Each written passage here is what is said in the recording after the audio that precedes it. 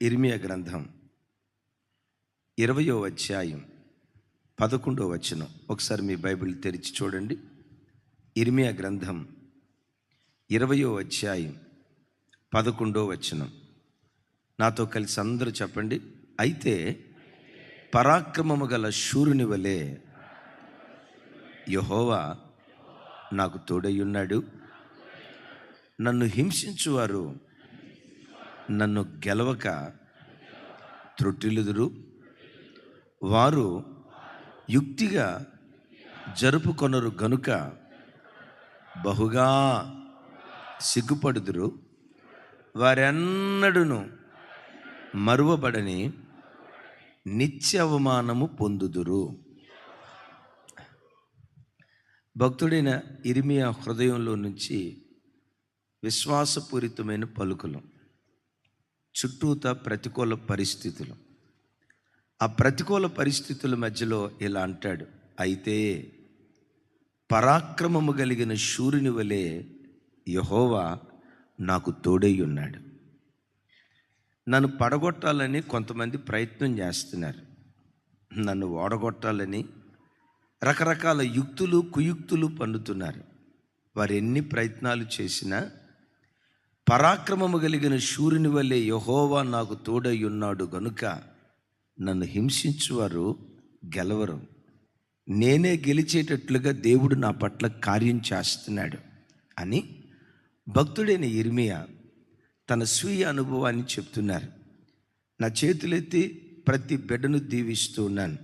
రాగలి మే మాసం, ఈ మే మాసం మాత్రమే కాదు, ఈ భూమి మీద నువ్వు బ్రతికిన కాలమంతా యెహోవా నీకు తోడయ్యుండునుగాక. యెహోవా నీకు తోడయ్యుండునుగాక. పరాక్రమము కలిగిన శూరుని వలె ఒక్కొక్క బిడ్డకు దయగల దేవుడు తోడయ్యుండునుగాక. అయితే పరాక్రమము కలిగిన శూరుని వలె యెహోవా నాకు తోడయ్యున్నాడు. నన్ను హింసించువారు గెలవక త్రొట్టిల్లుదురు అంటాడు. ఇంతకీ ఈయన హింసిస్తుంది ఎవరు? ఈయనకి వ్యతిరేకంగా పనిచేస్తుంది ఎవరు? బైబిల్లో మనం చూస్తే ఇజ్రాయేలు దేశాన్ని పరిపాలన చేసే రాజు ఇర్మియాకి వ్యతిరేకమయ్యాడు. అలాగని ఇర్మియా తప్పు చేసినందువల్ల కాదు, దేవుని ప్రతినిధిగా నిలవబడి ఉన్నది ఉన్నట్లుగా చెప్పినందువల్ల. సామెత ఒకటి ఉంది కదా, యథార్థవాది, చెప్పండి, యథార్థవాది లోక విరోధి అని ఉంది కదా. ఉన్నది ఉన్నట్లుగా చెప్పటాన్ని బట్టి ప్రజలకు ఇర్మియా శత్రువు అయ్యాడు. అలాగని తనంతట తానేం చెప్పలా. నువ్వు చెప్తావా లేదా, నువ్వు చెప్పకపోతే నేను ఊరుకోను. ఓ రకంగా చెప్పాలంటే దేవుడు బెదిరించాడు ఇర్మియాని. నేను చెప్తా తర్వాత. బెదిరించాడు. చెప్పావా సరే, ప్రజల్లో భయం పుట్టిస్తా. నువ్వు చెప్పకుండా అమ్మో నేను ఎట్లా అంటే వీళ్ళు ఏమన్నా అంటారేమో, నా మీద తిరుగుబాటు చేస్తారేమోనని నువ్వు మౌనంగా ఉంటే నీకు భయం పుట్టిస్తా, జాగ్రత్త అన్నాడు. నీకు దండం స్వామి, నాకు నువ్వు భయం పుట్టించొద్దు, నువ్వు ఏం చెప్పమంటావో అదే చెప్తానని చెప్పి ఉన్నది ఉన్నట్లుగా చెప్పటం ప్రారంభిస్తే రాజు విరోధయ్యాడు. విచిత్రం, మందిరంలో సేవ చేసే యాజకులు ఇర్మియాకి విరోధయ్యారు, అధికారులు విరోధులయ్యారు, చివరికి సామాన్యమైన ప్రజలు కూడా ఇర్మియాకు విరోధులయ్యారు. సామాన్యమైన ప్రజలు విరోధులయ్యారు. 20వ అధ్యాయం 10వ వచనంలో ఒక విచిత్రమైన మాట అంటాడు. ఇర్మియా గ్రంథం 20వ అధ్యాయం 10వ వచనం. నాతో కలిసి, నలుదిక్కుల భయము అని అనేకులు గుసగుసలాడగా వింటిని. వారు దుర్మార్గుడని మీరు చాటించిన ఎడల మేమును చాటింతుమందురు. మేము దుర్మార్గులు అని నువ్వు అన్నావా, నువ్వు దుర్మార్గుడు అని మేము చాటిస్తాం. తమ్ముడు, ఆ మాట ఉంచు. నీవు దుర్మార్గుడు అని చాటించావా, మేము దుర్మార్గుడని చాటిస్తాం. మమ్మల్ని గూర్చి నువ్వేమంటావో నీవు అలాంటివాడివే అని నిన్ను గూర్చి మేము మాట్లాడటం ప్రారంభిస్తాం. అతడు ఒకవేళ చిక్కుబడును, అప్పుడు మనం అతన్ని పట్టుకొని అతని మీద పగ తీర్చుకుందుమని చెప్పుకొనుచు చివరి మాట గుండెలు పిండే మాట, నాకు స్నేహితులైన వారందరూ నేను పడిపోగా చూడవలెనని కనిపెట్టుకొని ఉన్నారు. ఎవరు ఎవరు అసలు స్నేహితుడు అంటే అర్థం ఏంటి? స్నేహితుడు అంటే అర్థం ఏంటి? హితమును కోరేవాడు స్నేహితుడు, మంచి కోరేవాడు స్నేహితుడు, ఎదుటివాడి మేలును కోరేవాడిని స్నేహితుడు అంటారు. ఇర్మియా స్నేహితులంట కనిపెడుతున్నారట, అతడు పడిపోగా చూడవలెనని చివరికి స్నేహితులు కూడా కనిపెడుతున్నారట. రాజు విరోధయ్యాడు, మందిరంలో ఉన్న యాజకులు విరోధులయ్యారు, అధికారులు విరోధులయ్యారు, సామాన్యులు విరోధులయ్యారు, చివరికి స్నేహితులని పిలువబడిన వారు కూడా స్నేహితులని పిలువబడిన వారు కూడా ఇర్మియాకి విరోధులయ్యారు. అయితే ఏమంటాడు తెలుసా? దేశమంతా నాకు విరోధమైంది, కానీ దేవుడొక్కడు నా ప్రక్కన నిలవబడ్డాడు. ఎలా నిలవబడ్డాడు? చాతగాని దేవుడిలాగా లేడు, చేతులు ముడుచుకున్న దేవుడిలాగా లేడు, అమాయకపు చక్రవర్తిలాగా లేడు. నా దేవుడు ఎలా ఉన్నాడో తెలుసా? పరాక్రమము కలిగిన శూరుని వలె యెహోవా నాకు తోడయ్యున్నాడు గనుక హింసించేవారు ఎంతమంది లేచినా వాళ్ళు గెలవరు, నన్నే దేవుడు గెలిపిస్తాడు. దైవజనమా, ఈ వాక్యం వింటున్న నీ బ్రతుకులో నీ ప్రక్కన ఎవరు నిలవబడకపోయినా, నీకు సపోర్ట్ చేసేవాళ్ళు మనుషులు ఉన్నా లేకపోయినా, అది ఉద్యోగ స్థలమే కావచ్చు, వ్యాపార స్థలమే కావచ్చు, బంధువుల మధ్యలోనే కావచ్చు, రక్త సంబంధికుల మధ్యలోనే కావచ్చు, నిన్ను హింసించేవారు రోజు రోజుకు పెట్టరేగిపోయి నీతో స్నేహంగా ఉంటూ లోపట వీడెప్పుడు పడిపోతాడా చూద్దాం, వీడెప్పుడు పతనమైపోతాడా పండగ చేసుకుందాం, స్నేహితులని పిలువబడిన వారు కూడా నీకు తెలియకుండా రహస్యంగా ఒకవేళ వాళ్ళు గోతులు తవ్వేవాళ్ళుగా నీ జీవితంలో ఉన్నా, దేవుడొక్కడిని నీ జంటగా చేసుకో, దేవుడొక్కడిని నీ జతగాడిగా చేసుకో. నీవు పడిపోతే చూడాలని ప్రయత్నం చేస్తున్న వ్యక్తుల కళ్ళ ఎదుటే పతాక స్థాయికి నిన్ను లేవనెత్తి ఊరేగించడం దేవుడు ప్రారంభిస్తాడు. నిన్ను ఓడగొట్టాలనుకున్నవాడు ఓడిపోతాడు, నువ్వు గెలవటం ప్రారంభిస్తావు. నిన్ను పడగొట్టాలనుకున్నవాడు పడిపోతాడు, వాడి కళ్ళ ఎదుటే యేసుక్రీస్తు మార్గంలో సాగిపోయే యోధుడిలాగా దేవుడు నిన్ను నిలవబెట్టును గాక. అయితే ఇర్మియాకు దేవుడు ఎలా తోడై ఉన్నాడట? పెద్దగా చెప్పండి ఇంకోసారి. ఇర్మియాకి ఏ దేవుడు పరాక్రమము కలిగిన శూరునిగా తోడుగా ఉన్నాడో, నీకు నీ పిల్లలకు నీ కలిగిన ప్రతి దానికి పరాక్రమము కలిగిన శూరునిగా దేవుడు తోడయ్యుండునుగాక. ఈ దేవుని పరాక్రమాన్ని గురించి ఒక 2 మాటలు లేఖనాల్లో నుంచి చెప్పి, పరాక్రమము కలిగిన శూరునిగా ఇర్మియాకి ఎందుకు తోడుగా ఉన్నాడు, మనకు తోడుగా ఉండాలంటే మనం ఏం చేయాలి, ఆయన అలా తోడుగా ఉంటే మన జీవితాల్లో ఏం జరుగుతుంది చూడండి. ద్వితీయోపదేశకాండం 3వ అధ్యాయం 24వ వచనం. 3:24 నాతో కలిసి చెప్పండి. ఆకాశం అందే గాని భూమి అందే గాని నీవు చేయు క్రియలను చేయగల దేవుడెవడు? నీవు చూపు పరాక్రమమును చూపగల దేవుడెవడు అంటాడు భక్తుడు మోషే. ఐగుప్తు దేశంలో కొన్ని కోట్ల మంది దేవుళ్ళు దేవతలు వాళ్ళకున్నారు. మీకు తెలుసు కదా, ఐగుప్తు దేశం అంతా ఒకవైపు, ఐగుప్తు మాంత్రికులు ఒకవైపు, తాంత్రికులు రాజులు అందరూ ఒకవైపు ఉన్నారు. మోషే ఒక్కడే ఒకవైపు ఉన్నాడు. మిమ్మల్ని అడుగుతా, మోషే గెలిచాడా? ఐగుప్తు దేశం గెలిచిందా? మోషే గెలిచాడా? ఐగుప్తు దేవతలు గెలిచారా? మోషే గెలిచాడా? ఐగుప్తీయుల దేవుళ్ళు గెలిచారా? ఎందుకు మోషే గెలిచాడు? లేఖనాల్లో రాయబడిన మాట, మోషేకు యెహోవా తోడుగా ఉన్నాడు. యెహోషువతో అదే అంటాడు, యెహోషువ భయపడకు, మోషేకు తోడుగా ఉన్నట్లుగా.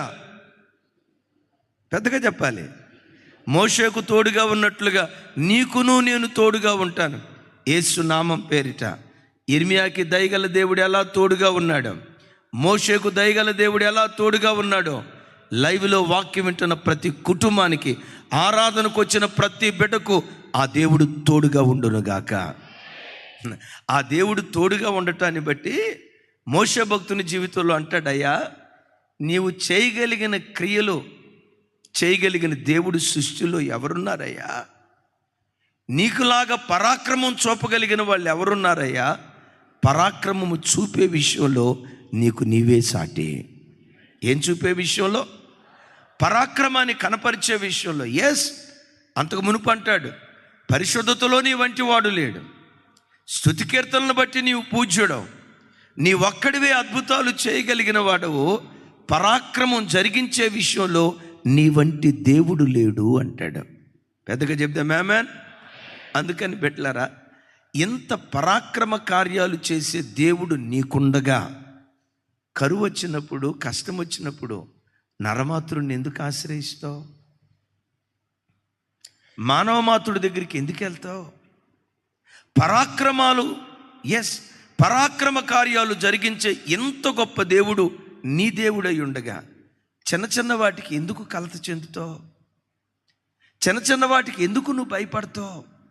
ఏదో జరిగిపోయినట్లుగా, జీవితం మునిగిపోయినట్లుగా, సర్వం కోల్పోయినట్లుగా చిన్న చిన్న వాటిగా ఎందుకు నువ్వు కలవరపడతావు? నీ దేవుడు 3 అడుగుల ప్రతిమ కాదు, 7 అడుగుల రాతి బొమ్మ కాదు, భూమి ఆకాశాలు పట్టజాలని ఈ మహాదేవుడు నీ బ్రతుకులో పరాక్రమ కార్యాలు జరిగించేవాడు. Praise the lord. తన పిల్లల విషయంలో ఎలా పరాక్రమ కార్యాలు జరిగిస్తాడో బైబిల్లో ఒక మాట వినటానికి, చదవటానికి కాస్త విచిత్రంగా ఉన్నా ఆయన ఎట్టివాడో మనకు అర్థం కావటానికి దేవుడు అలా మాట్లాడారు. కీర్తనల గ్రంథం చూడండి, 78వ కీర్తన,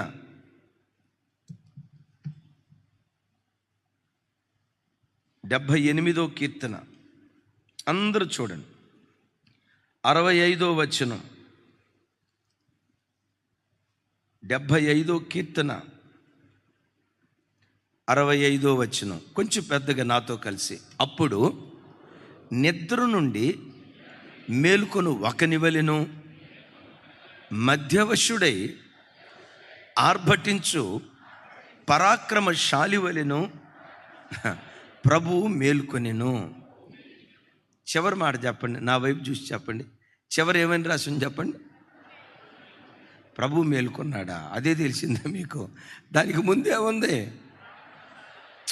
పరాక్రమశాలే. ఎలాంటి పరాక్రమశాల అని అక్కడ రాసి ఉంది?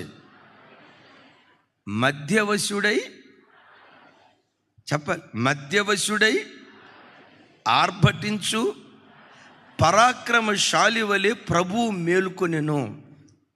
ఈ పోలిక వినటానికి కాస్త ఇబ్బందిగా ఉంది. దేవుడు ఎలా లేచాడట? మధ్యవశుడై ఆర్భటించు పరాక్రమశాలి వలె ప్రభు లేచాడట. దైవజనమా, ప్రభువు మన పక్షాన నిలవబడినప్పుడు మధ్యవశుడై ఆర్భటించు పరాక్రమశాలిలాగా మన పక్షాన దేవుడు లేచునుగాక. ఇంకొకసారి చూడండి, మధ్యవశుడై ఆర్భటించు పరాక్రమశాలి వలె ప్రభువు లేచెను అని అంటాడు కదా. వాస్తవంగా మీరు చూసి ఉంటారు, చాలా సందర్భాల్లో కొంతమంది అస్సలు మాట్లాడరు, నోరు తెరిచి అస్సలు మాట్లాడరు. చొక్కేసాడంటే ఉరులుతూ ఉంటాడు. ఎందుకు ఉరులుతాడో మనకు అర్థం కాదు. మామూలుగా చూస్తే పిల్లిలాగుంటాడు, చొక్కేసాడంటే పుల్లిలాగా మారిపోతాడు. ఎందుకు అయి ఉండొచ్చు చెప్పండి? మీరు ఎక్కడైనా చూడండి. నా జీవితంలో ఒక అద్భుతమైన సంఘటన, ఎక్కడ ఏంటి అని అడగొద్దు, ఒక ముగ్ధ మనోహరమైన దృశ్యం. ఇది చదివినప్పుడు నాకు జ్ఞాపకం వచ్చింది. ఆ తల్లి 5.8 హైట్, మంచి ఎత్తు, మంచి పర్సనాలిటీ. మరి ఆ రోజుల్లో ఉన్న పరిస్థితులు ఏంటో నాకు తెలియదు, కానీ ఆ తల్లి భర్త 4.5 అడుగులు ఎత్తు. కొడుకన్నా కూడా ఆశ్చర్యం ఏమి లేదు. ఆవిడ మాత్రం 6 అడుగులు ఎత్తు ఉంటుంది, ఈయన 4.5 అడుగులు ఎత్తు. విచిత్రం తెలుసా? గడగడలాడేస్తుంది భర్తనే. రేయ్ రేయ్ అప్పిగా బట్టలతుకరా అనేది. ఆయనేమనేవాడు తెలుసా? పెద్దగానకే అనేవాడు. ఎవరా నోరు లేస్తుందే, టీ పెట్టుకోనరా అనేది. అరే బయట అనకే అరే అని, షార్ట్ నానవే అంటే అనమంటున్నాడు. ఎక్కడ అనమంటున్నాడు? చెప్పాలి అనమంటున్నాడు. విచిత్రం. నేను చూసి అనుకునేవాడిని, అరే అసలు ఎందుకు చేసుకున్నాడు రా? భర్తను పట్టుకొని అరే అన్నాడు. అరే అందంటే అంతకు మించిన అవమానం జీవితంలో ఏముందిరా? పిలిచేది రే అప్పిగా బట్టలు ఆరేయరా అనేవాడు. పెద్దగా అనకే నీకు దండం పెడతా, పరువు పోతుంది. ఎరో నీకు పరువు కూడానా? అనేక తగ్గేది కాదు. విచిత్రం ఏంటంటే ఈ వ్యక్తి ఇవన్నీ విని నెలకొకసారి సొక్కేసుకునేవాడు. నెలకొకసారి సొక్కేసుకొని ఇక ఆ రోజండే ఈవిడి దగ్గరికి వచ్చి, ఏ పద్దే, పద్మ పేరు, ఏ పద్దే ఎక్కడున్నావే, రావే నీ అంతు తెలుస్తానని. విచిత్రం తెలుసా, ఇంటింటికి తిప్పి కొట్టేవాడు. ఆ కొట్టే పరంపరలో ఒకరోజు మేముంటున్న అపార్ట్మెంట్కి వచ్చింది. పాస్టర్ గారు నన్ను కాపాడండి. నేను మనసులో అనుకున్నా, పాస్టర్ గారు నన్ను కాపాడండి. పై ఫ్లోర్ నుంచి కింద ఫ్లోర్ దాకా మొత్తం తిప్పి కొడతా ఉన్నాడు. నాకు అనిపించింది, ఒరే నాయన, సొక్క పిల్లిని పులి చేసిందే, ఇదేమి మరణం.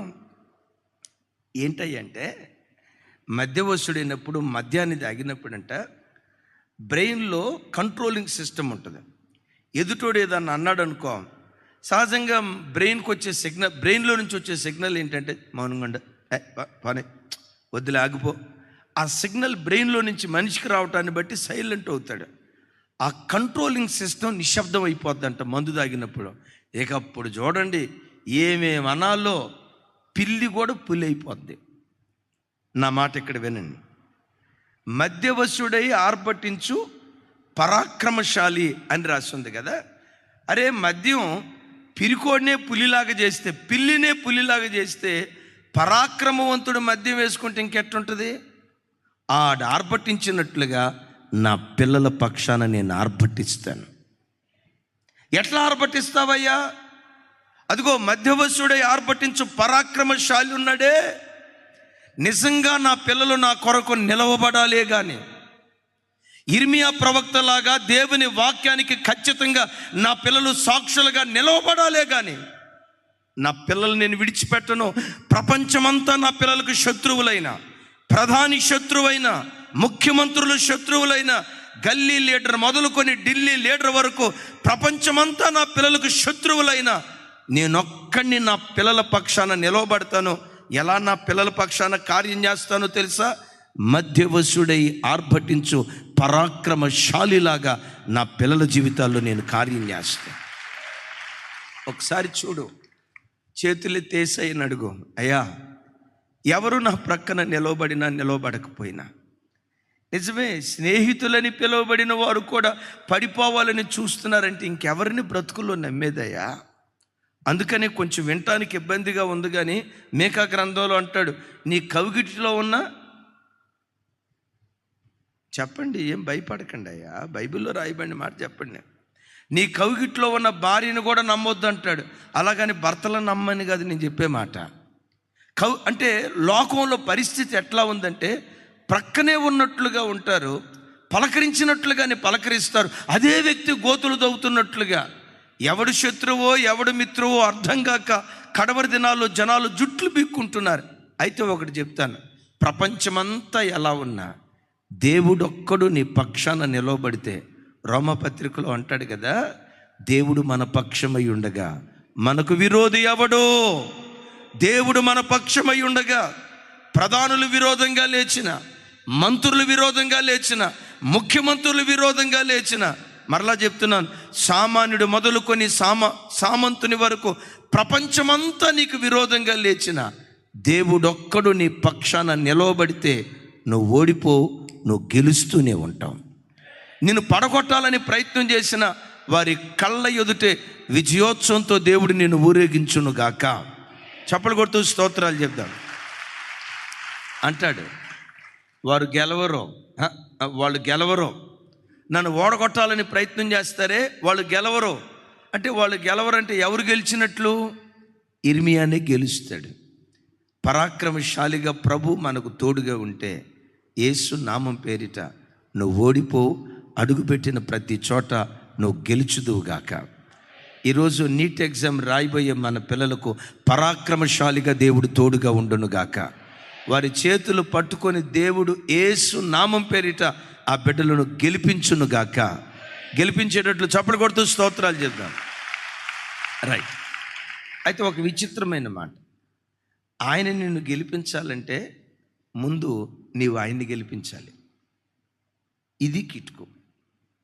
నీ ఆధ్యాత్మిక జీవితంలో నువ్వు తీసుకునే నిర్ణయాల్లో నీ నిర్ణయం ఒకటి ఉంటుంది, దేవుని నిర్ణయం ఒకటి ఉంటుంది. నీ నిర్ణయాన్ని సిలువ వేసి దేవుని నిర్ణయాన్ని గనక నువ్వు గెలిపిస్తే, నువ్వెక్కడ అడుగుపెట్టినా దేవుడు నిన్ను గెలిపించడం ప్రారంభిస్తాడు.